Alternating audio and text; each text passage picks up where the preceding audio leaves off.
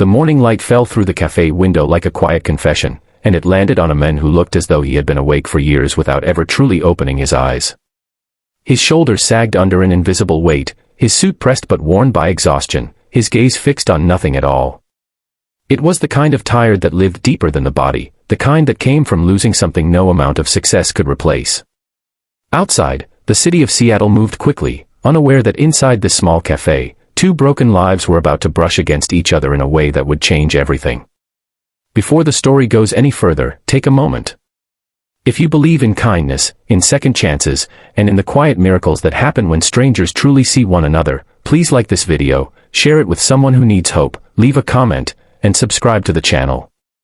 Your support keeps stories like this alive. His name was Michael Turner, a technology CEO whose face appeared on magazine covers and business podcasts, though none of those glossy images showed the hollow look behind his eyes.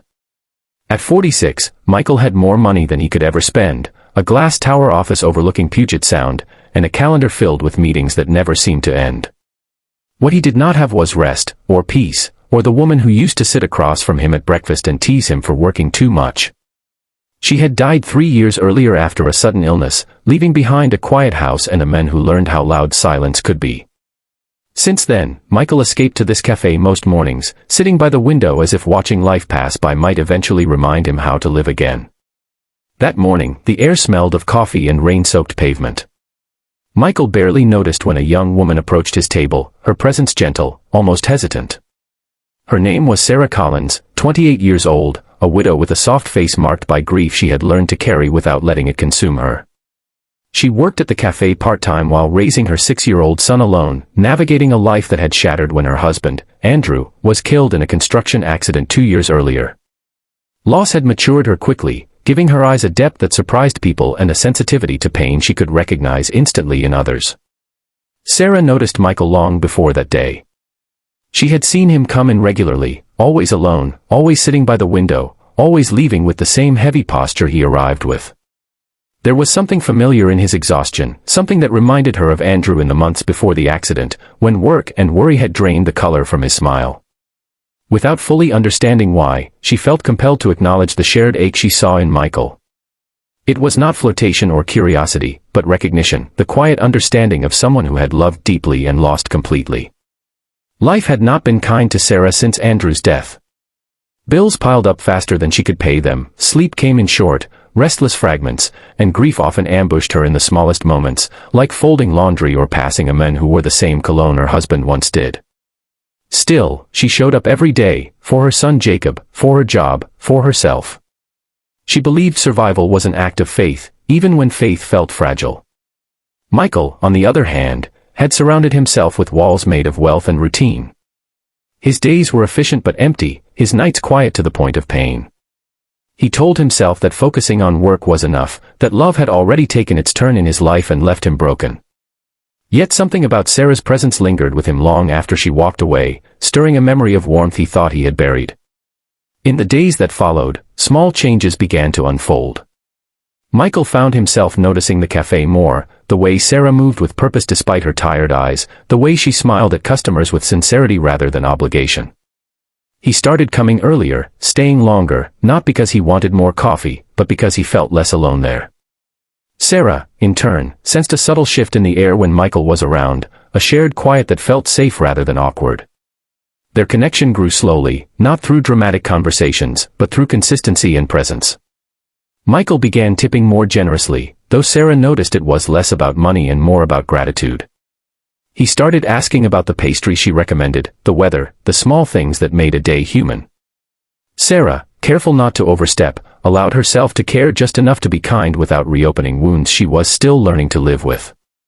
Outside the cafe, both of their lives continued to test them. Michael faced mounting pressure at work, a board of directors pushing for expansion that required sacrificing time he already didn't have. Sarah struggled when Jacob fell ill and she had to miss shifts, fearing the loss of income more than exhaustion. Pain did not disappear just because hope had appeared at the edges. But something inside both of them had shifted, a subtle reminder that they were not invisible, not forgotten. One rainy afternoon, Michael noticed a drawing left behind on the cafe counter, a crayon sketch of a house with a crooked roof and two stick figures holding hands under a bright yellow sun. Sarah explained later, with a shy smile, that Jacob drew pictures for everyone he liked. Michael took the drawing home and placed it on his kitchen counter, where it felt like a small miracle against the sterile quiet of his house. For the first time in years, he did not eat dinner alone with only his thoughts for company. As weeks turned into months, the boundaries between stranger and friend softened. Michael learned about Sarah's resilience, her faith, her belief that love never truly leaves, it only changes form. Sarah learned about Michael's past, his late wife Rebecca, and the way grief had taught him to measure his days by absence rather than presence. Neither tried to fix the other. They simply listened, and in listening, they healed pieces of themselves they didn't know were still broken. Change rarely arrives with a grand announcement. Sometimes it comes quietly, disguised as routine. Michael began smiling more, sleeping better, feeling the weight on his chest ease just enough to breathe deeply again. Sarah felt a renewed sense of stability, not because her problems had vanished, but because she no longer carried them alone in her heart. Jacob grew fond of the tall man who laughed softly and always remembered his favorite blueberry muffin. Near the end of the year, on a cold December morning, Michael realized something profound. The loneliness that once defined him had loosened its grip. Not because he had replaced what he lost, but because he had allowed space for something new to grow alongside it. Love, he learned, was not a betrayal of the past, but a continuation of it. If this story is touching something inside you, if you feel that quiet ache of recognition or the warmth of hope returning, please take a moment now to like the video, share it with someone who might need it, and subscribe to the channel. Your engagement helps these stories reach hearts that are still hurting. As winter settled over Seattle, the cafe window reflected two lives no longer frozen in grief but gently thawing. Sarah found strength in knowing her kindness mattered beyond her small world. Michael discovered that rest was possible when the soul felt seen.